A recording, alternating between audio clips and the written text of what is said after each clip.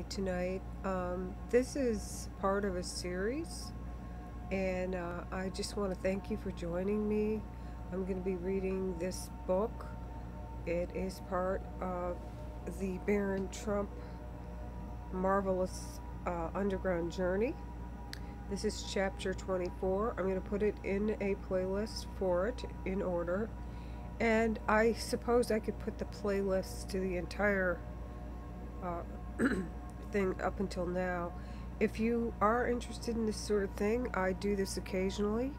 I also do a little bit of joking on politics and some informational videos and stuff, but this is more entertainment, so it's categorized as such. So consider subscribing if you like a variety of different things. So without further ado, I'm going to go ahead and read chapter 24, and thank you for joining me. So some few things concerning the dear little princess Shenna Bull, how she and I became fast friends, and how one day she conducted Bulger and me into her favorite grotto. I do apologize about the background noise. I have two other people here, and my air conditioner and my dehumidifier kick on, so hope it's not too noisy. Okay, maybe it won't even pick it up. Okay, so let's get back to the business. Okay, so where are we? To see the little man with the frozen smile. Something about him, what came of my having looked upon him quite fully described. Okay, so this is just like a quick outline of what's in the chapter. This is how this author, Ingersoll Lockwood, writes his chapters. So at the time of Bulger's the dog. It's probably a good idea to watch it from the beginning. Okay, at the time of Bulger's and my arrival in the land of XXIV, the Princess Shenabul was about 15 years of age, and I must say that rarely had it been my good fortune to make acquaintance of such a sweet-tempered, lovable little creature. She flitted about the ice palace like a beam of sunlight, and there was nothing of the spoiled child about her. Although a bit mischievous at times, her voice was as full of music as a skylark's, and that's a type of bird, by the way. And it was not many days before she and I become the best friends in the world. Now you must know, dear friends, I'm going to scroll this up a bit. Hope it's not too hard on your eyes, but I have to do that to get it in my view. Okay, so now you must know, dear friends, that according to the law of the XXIV, a princess is left absolutely free to choose her own husband, and His Frigid Majesty was very anxious that Shinabul should pick hers out as soon as possible. Moreover, the law of the land gave her perfect freedom to choose a husband of high or low degree, provided he was young enough. The way in which a XXIV princess was required to make known her preference was to press a kiss upon the cheek of the young man whom she might settle upon. This ennobled him at once, and he became the heir apparent to the throne of ice, and entitled to sit on its steps. These devices in the background will cycle on and off. I don't know if you could hear that. That was the dehumidifier. The AC is going to kick on too. I have them on economy. Sorry about that. Okay, so let's see, where am I? Okay, sorry about these interruptions. Okay, entitled to sit on its steps until he should be crowned king. Now His Frigid Majesty was delighted to see this friendship. There goes the noisy AC, sorry. Spring up between Shenabul and me, for he hoped to make use of my influence to bring her to set the necessary kiss on some youth's cheek before I took my departure from the cold kingdom of XXIV. I gave him the word of a nobleman that I would do my best to carry out his wishes. With Schneebull for a guide, Bulger and I often went for walks through the splendid ice grottos of her father's kingdom, selecting days when the sunlight of the outer world poured strongest through the mighty lens set in the side of the mountain.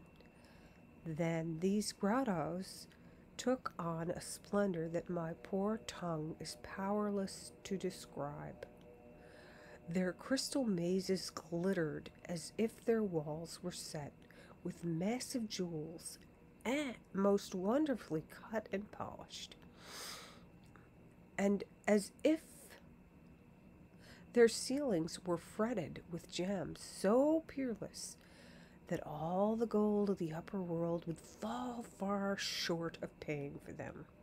Here, there, and everywhere, the skill of the XXIV had carved and chiseled graceful flights of steps, broad landings, and majestic columns, and winding corridors lined with rows of statues, single and groupwise, and ever and anon the visitor came upon a terrace where, seated upon a fur-covered divan, he might look out upon the bewildering beauty of King Gladys' icy domains, arch touching arch, and dome springing from dome, while over and above, through the gigantic lens, in its granite setting, a mile above our heads, streamed a flood of glorious sunlight, lighting up this world within a world, with a radiance so grand and so complete as to seem to be a sun of a far greater splendor than the one that had warmed the upper world and bathed it in so many gorgeous hues at morn and eve. Hardly a day went by now that the Princess of the XXIV did not surprise either Bulger or me with some gift or other. To tell the truth, dear friends, although my Russian coat was fur-trimmed, yet I began to feel the need of a warmer garments after a week's sojourn in the icy domain of King Gladys. And I think Schneebull must have heard my teeth chattering, for one morning upon entering the palace of ice, I was delighted to be presented with a full suit of fur, precisely similar to the one worn by King Gladys himself. There goes the dehumidifier. Okay. Nor was Bulger forgotten by the loving little princess, for with her own hands she had knitted him a blanket of the softest wool, which she had belted so snugly around his body and tied so tightly around his neck that henceforth he felt perfectly comfortable in the chill air of the home of the XXIV. One day the Princess Schneebull said to me, "Oh, come, little Baron, come to my favorite grotto, now that the sun's rays are bright within it. There shalt thou see a wonder." "A wonder, Princess Schneebull?" "Yes, little Baron, a wonder," she repeated. "The little man with the frozen smile." "Little man with the frozen smile?" I echoed. "Come and see. Come and see, little Baron," cried Schneebull, hurrying on ahead.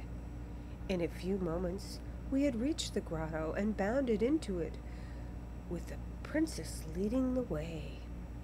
Suddenly she halted in front of the magnificent block of crystal ice, clear and polished glass, and cried out, "There! Look! There it is! The little man with the frozen smile!" Even now, as I thought of the moment comes over me,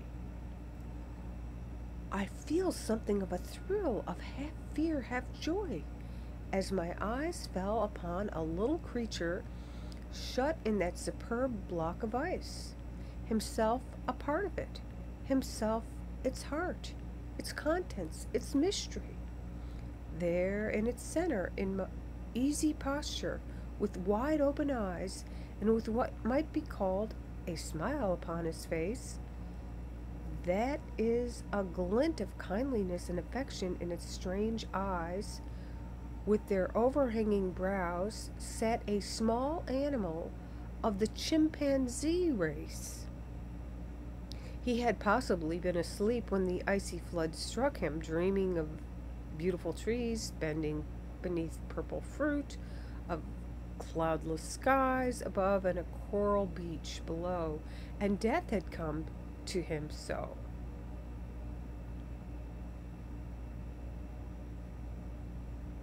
Here's the picture.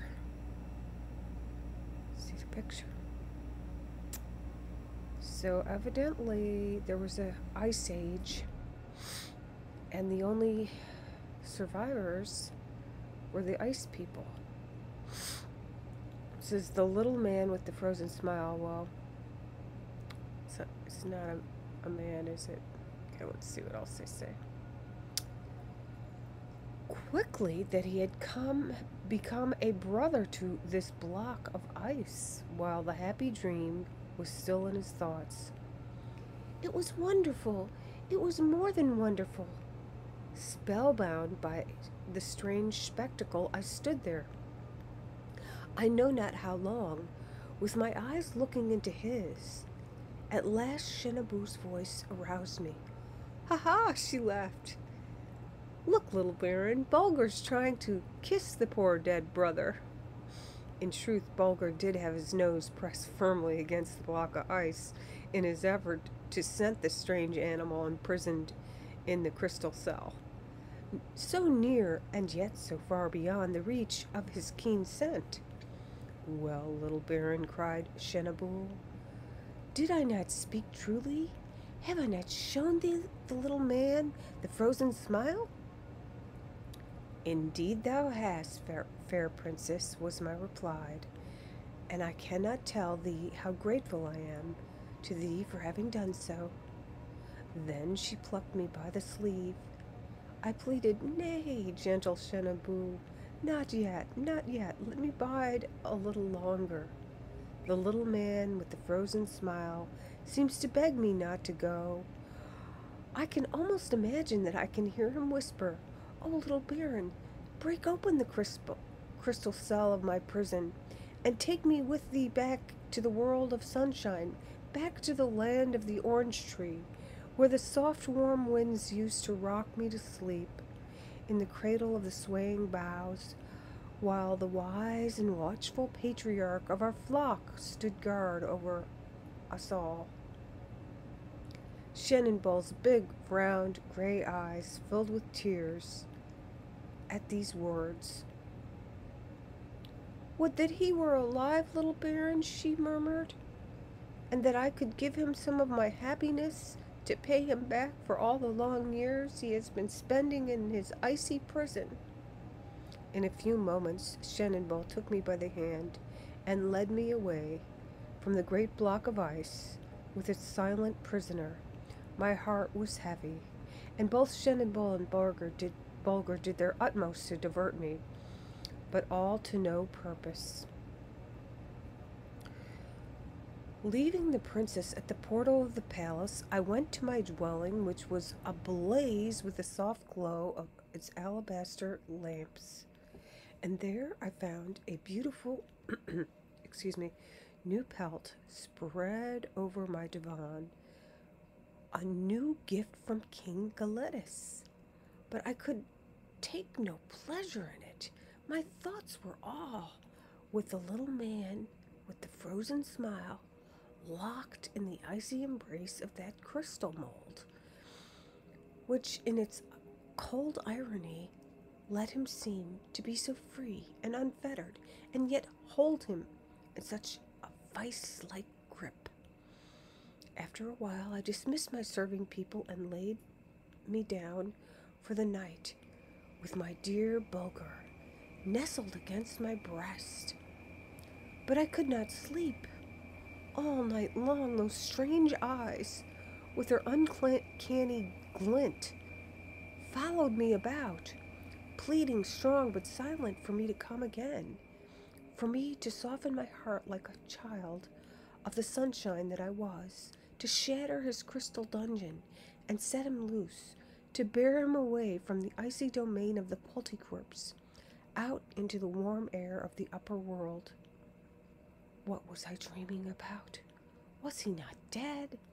Had not his spirit left his body thousands and thousands of years ago? Why should I let such wild thoughts vex my mind? What good would come of it? None whatever. I was a reasonable creature. I must not give lodgment within my brain to such silly ideas. The little man with the frozen smile had been, through almost playful fate, laid away in a beautiful tomb. I must not disturb it.